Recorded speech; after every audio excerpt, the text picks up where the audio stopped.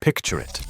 The tea tray balanced on your knees, the telly flickering with only 3 channels, and the whole family squeezed onto the settee for the evening. The 1970s changed how Britain ate its dinner. Meals left the table and landed on our laps, wrapped in foil, poured from a packet, or slid steaming from a boil in the bag. Convenience had arrived, and we devoured it gladly. Tonight we count down 25 forgotten telly suppers that once glowed in the light of the television and have since quietly vanished. Let us begin with number 25.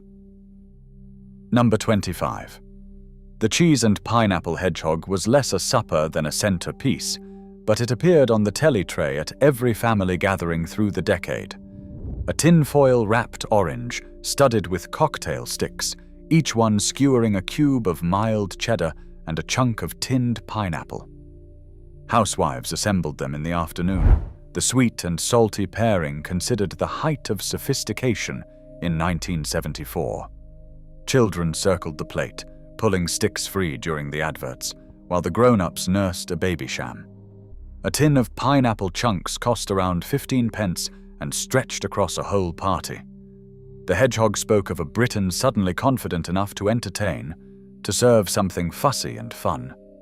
Yet as tastes moved on and the dinner party grew grander, the humble hedgehog was left behind, remembered now only in faded photographs of birthdays and Christmas Eves spent in front of the box. Number 24, corned beef with beetroot and pickle turned a tin from the cupboard into a proper cold tea in minutes. Housewives rolled back the little key on the tapered tin, sliced the dense pink block, and laid it beside a spoonful of piccalilli and a pile of vinegary beetroot that bled pink across the plate. Served with bread and butter and a mug of tea, it was the supper of choice on a warm evening when nobody wanted the oven on. A tin cost under 30 pence and lived in every larder in the land, insurance against an empty fridge. Children learned to love the sharp tang of the pickle against the salty meat, and fathers swore corned beef made the best sandwiches for a Saturday match. As fresh deli meats and chiller cabinets took over, the tin faded to the back of the shelf, its little key rusting, its supper forgotten. Number 23. Alphabeti spaghetti on toast fed a generation of children in front of the early evening telly. Heinz tipped tiny pasta letters into a sweet orange tomato sauce, and mothers reached for it when time was short and appetites impatient. The tin hissed open, the contents warmed in a pan, then poured across hot buttered toast that softened beneath the weight. Children spelled rude words on the plate before the letters collapsed into a happy mush, and the ritual made even a rushed tea feel like a small game. A tin cost around 10 pence and needed nothing but bread and a grill. It was the taste of after school, of cartoons and cold rain against the window. Though tinned pasta shapes lingered for years, the alphabet version slowly slipped from the shelves, and with it went the quiet pleasure of eating your own name off a slice of toast. Number 22. Fish paste sandwiches were the workhorse of the 1970s tea tray, spread thin and eaten without much thought.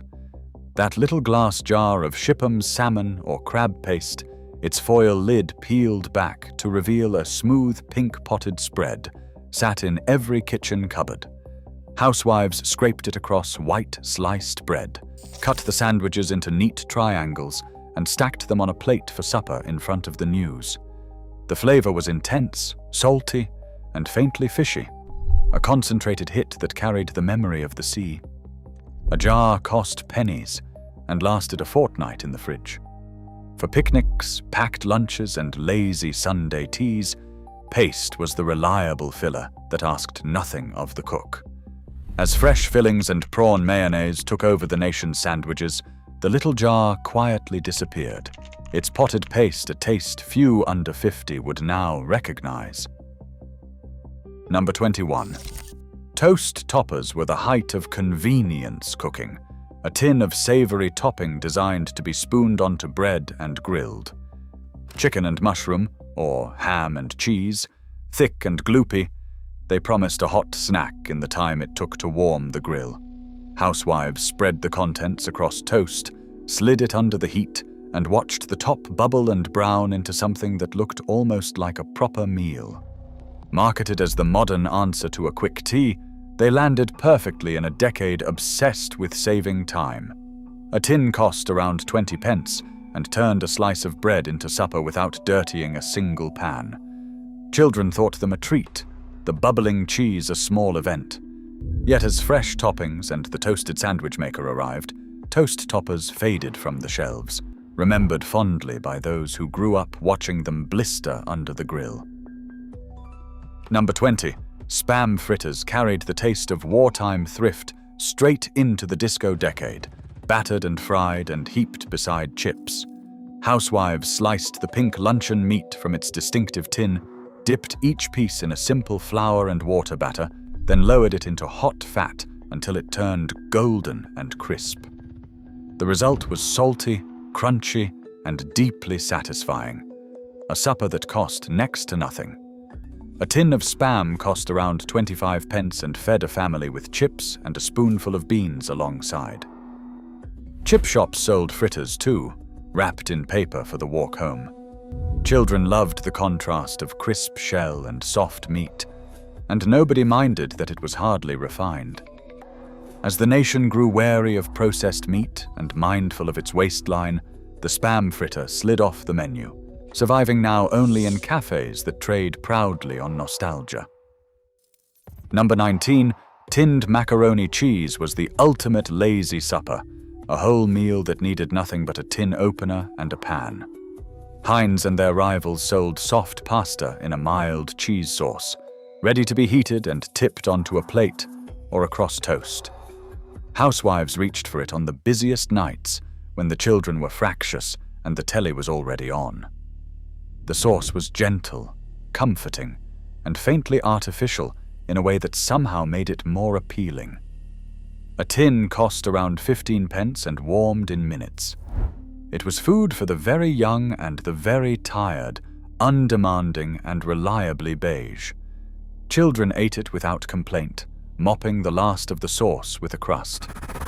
As homemade pasta bakes and fresh, ready meals took hold, tinned macaroni cheese lost its place, its soft comfort now a distant memory of tea times gone by. Number 18. Ski yogurt brought a new kind of pudding to the British fridge, fruity and continental and thrillingly modern. In an age when yogurt still seemed exotic, Ski advertised itself with jingles and glamour, and mothers bought pots of strawberry and black cherry as a treat after tea. Children peeled back the foil lid, licked it clean first, then dug into the thick pink yogurt with its ribbon of fruit at the bottom. It felt healthy and indulgent at once, a small luxury that fitted neatly on the telly tray. A pot cost a few pence and vanished in seconds. For many households, it was the first yogurt they had ever tasted, a signal that Britain was reaching beyond blancmange and tinned fruit.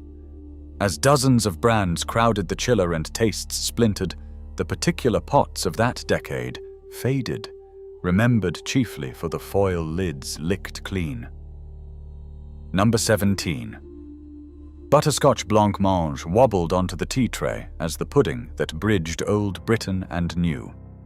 Made from a packet of flavored corn flour whisked into hot milk, it set in a mold into a trembling dome of pale gold.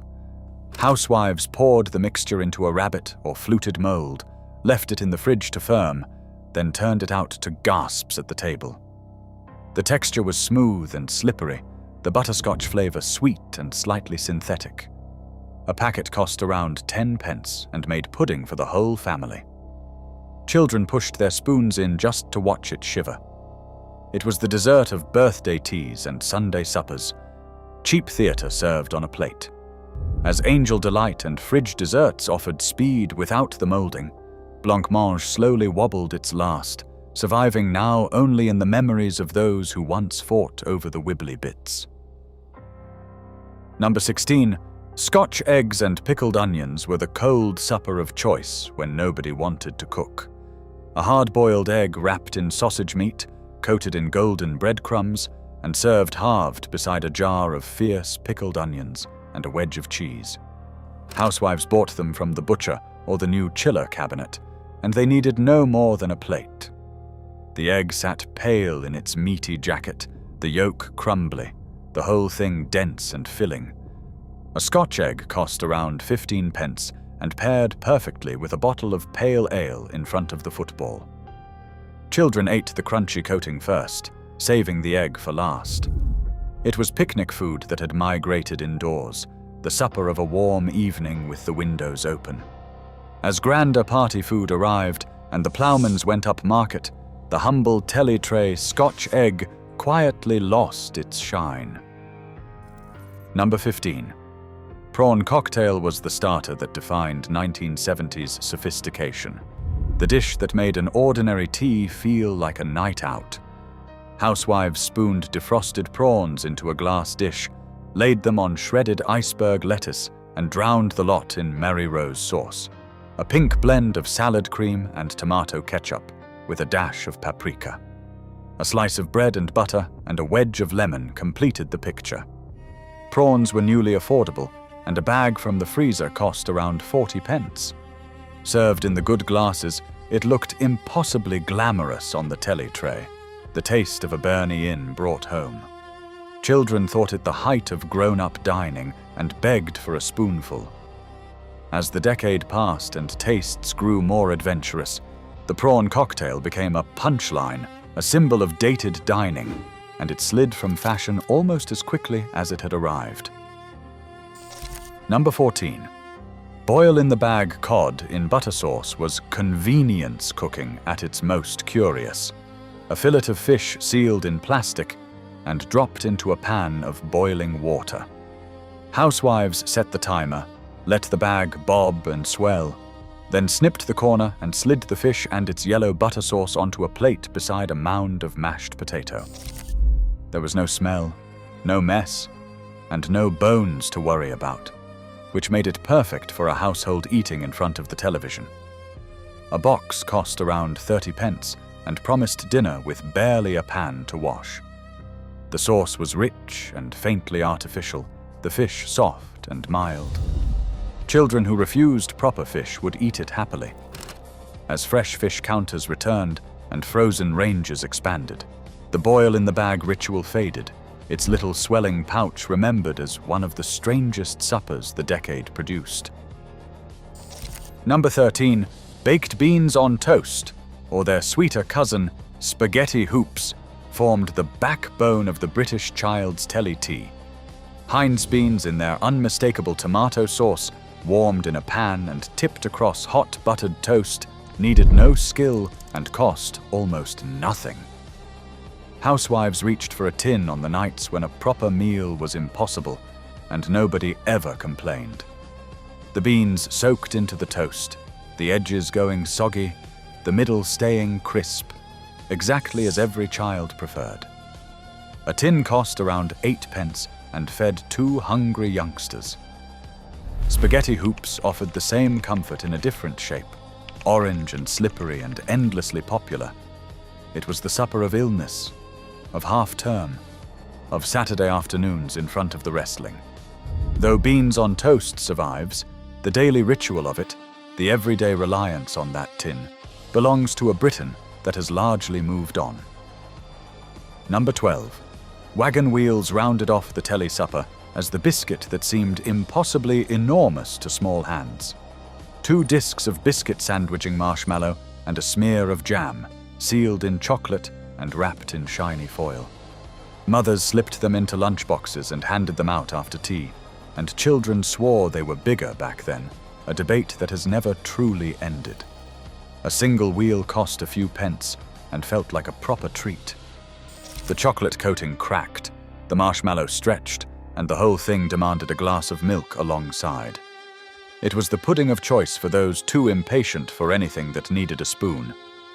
As the shelves filled with flashier chocolate bars and novelty snacks, the wagon wheel lost its throne, Still sold but no longer central, its once mighty size shrinking in reality as surely as it had grown in memory. Number 11. Neapolitan block ice cream was the sundae pudding that turned a simple tea into an event. A rectangular brick of strawberry, vanilla, and chocolate stripes, pulled from the freezer and sliced with a knife straight onto the plate. Housewives served it beside tinned peaches or a wafer, the three flavors melting together at the edges into a sweet pink puddle. A block cost around 30 pence and served the whole family with slices to spare. Children argued endlessly over the flavors, some devoted to the chocolate stripe, others loyal to the strawberry, the vanilla eaten last by nobody's choice. It came in a cardboard box that never quite closed again, and it dripped down wrists on warm evenings. As tubs and cones and fancy Italian styles took over, the striped brick faded from freezers, remembered now for the ritual of the slice and the great flavor wars it started. Number 10.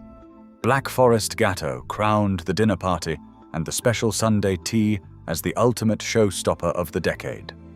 Layers of chocolate sponge, whipped cream, and dark cherries, finished with chocolate curls and a glossy sheen, pulled from the freezer to defrost on the sideboard. Housewives bought them ready-made from the new supermarket freezers, and serving one felt like a genuine achievement. A gatto cost around 60 pence and fed 8 with dramatic slices oozing cherry and cream. The kirsch-soaked sponge added a whiff of the exotic, of foreign holidays, and continental glamour. Children were allowed a small piece and remembered it for weeks. It sat proudly on the Telly tray during Christmas specials and birthday treats, the pinnacle of aspiration. As tastes matured and the frozen gâteau became a symbol of naff dining, it slid from grace, mocked by the very people who had once adored it. Number 9. Cadbury's Smash turned instant mashed potato into a national talking point, helped along by a family of laughing tin Martians on the telly. Housewives tipped the dried flakes into a bowl, poured on boiling water, and whisked until a fluffy mash appeared as if by magic. It saved the peeling, the boiling, and the mashing, and in a busy decade that mattered. A packet cost around 20 pence and made mash for the whole family in under a minute. The flavor was mild and oddly smooth, never quite like the real thing, but convenient beyond argument. It sat beside sausages and beans on countless telly trays. Children found the process itself thrilling, the flakes swelling before their eyes. As fresh and frozen mash returned and the novelty wore thin, Smash faded from the cupboard, its cackling Martians now the clearest memory of a supper few still make. Number 8. Fray Bentos steak and kidney pie arrived in a tin so distinctive it became a kitchen legend. The pastry lid baked directly inside the shallow can, the whole thing slid into the oven until the top rose golden and the meaty filling bubbled beneath. Housewives served it with mash and peas, and it delivered a proper hot pie with almost no effort. A tin cost around 35 pence and fed 2 generously. The trick of opening it, prizing back the lid to reveal the raw pastry, was a small ritual every household knew. The filling was rich and gravy-heavy, the pastry unlike any other, soft where it met the meat and crisp on top. It was the supper of choice on a cold night in front of the fire. Though the tin endures, the everyday reliance on it, the weekly Fray Bentos, belongs firmly to that vanished decade. Number 7. Angel Delight was the pudding that whipped up in moments and defined dessert for a generation of children. A sachet of flavored powder beaten into cold milk with a fork or a mixer, transforming in seconds into a light, mousse-like sweet. Butterscotch reigned supreme, though strawberry and chocolate had their devoted followers. Housewives divided it between glass dishes and left it in the fridge to set, and it became the reliable end to 100 tea times. A packet cost around 10 pence and made pudding for 4. Children begged to do the whisking, watching the milk thicken into pale foam. It needed no eggs, no baking, no skill, only a whisk and a minute of patience. It sat on the telly tray during every favorite program. As fresh chilled desserts and yogurt pots crowded the fridge, Angel Delight faded from its throne, its butterscotch cloud remembered with genuine and lasting affection. Number 6. Sausage, egg, and chips was the classic telly supper made whole, the plate that summed up an entire decade of eating on your lap. Housewives fried plump sausages until they split and browned, cracked an egg into the spitting fat until the edges crisped and the yolk stayed soft, and heaped a pile of chips alongside. A splash of brown sauce or a puddle of ketchup finished it. The ingredients cost pennies, and the meal fed a family without ceremony or fuss. Children mopped the yolk with a chip and considered it the finest food on earth. It required no starter, no pudding, and no table, just a fork and a good program. The smell of frying filled the house and signaled the evening had begun. As the fry-up retreated to weekends and health warnings mounted, the everyday tray of sausage, egg, and chips quietly slipped from British suppers. Number 5. Findus crispy pancakes were pure 1970s magic. A folded parcel of crisp orange breadcrumbs hiding a molten filling within.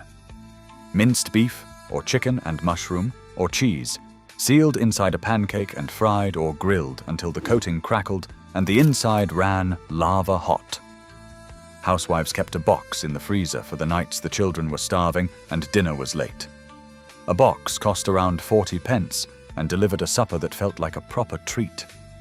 The first bite was a warning, the filling scalding, and every child learned patience the hard way. Served with chips and beans, it was the height of tea-time excitement. The crunch, the ooze, the danger of it made it unforgettable. Though the pancake has come and gone from freezers in the years since, its 1970s heyday, when it ruled the telly tray, has never quite returned. Number 4. Bird's eye fish fingers with chips and beans was the supper that fed the nation's children night after night. Golden bread-crumbed fingers of white fish, grilled or fried until crisp, laid beside a pile of chips and a spoonful of beans, the plate a study in orange and gold. Housewives relied on the box in the freezer for its speed and its guaranteed success, for no child ever refused a fish finger. A box cost around 30 pence and stretched across several teas. Captain Birdseye smiled from the packet and the television alike, a friendly face selling reassurance. The fingers needed only a few minutes and no skill, and they turned even the fussiest eater compliant. It was the supper of countless evenings in front of the box. Though fish fingers endure, the sheer everyday dominance they held over the 1970s telly tray has softened into gentle memory. Number 3. Vesta chow mein brought the mysterious flavors of the Far East into terraced houses that had never seen a takeaway. A box of dried noodles, dehydrated vegetables and seasoning, reconstituted in a pan with water and finished with a sachet of crispy fried noodles scattered on top. Housewives followed the printed instructions like a scientific experiment, and the result felt genuinely adventurous. A box cost around 25 pence and promised an exotic supper without leaving the kitchen. The flavor was mild and salty, only distantly related to real Chinese food. But to a nation raised on meat and 2 veg, it was a revelation. The crispy noodles were the prize, fought over at the table. It sat on the telly tray as a small act of daring. As real Chinese takeaways spread across every high street, the packet version lost its magic and faded into fond, faintly embarrassed memory. Number 2. Arctic roll was the pudding that seemed impossible and delighted every child who met it. A cylinder of vanilla ice cream wrapped in a thin layer of sponge and a bright ribbon of raspberry jam, pulled from the freezer and sliced into neat pink and white wheels. Housewives served it after Sunday tea, marveling that the ice cream stayed frozen while the sponge stayed soft. A roll cost around 30 pence, and served the whole family with slices to spare. Children could not fathom how it was made, and the mystery only added to the joy.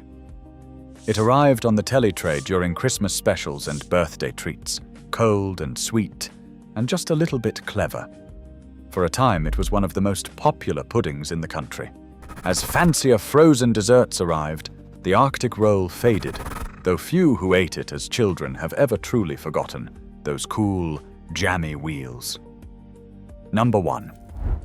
And crowning our countdown, the Vesta beef curry stood as the ultimate Telly supper of the 1970s, the box that taught Britain to be brave.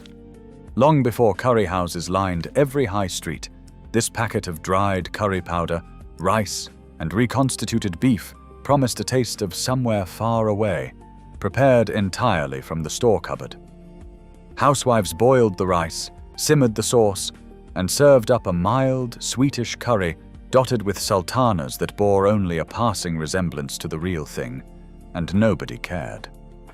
A box cost around 25 pence and turned an ordinary Tuesday into an occasion.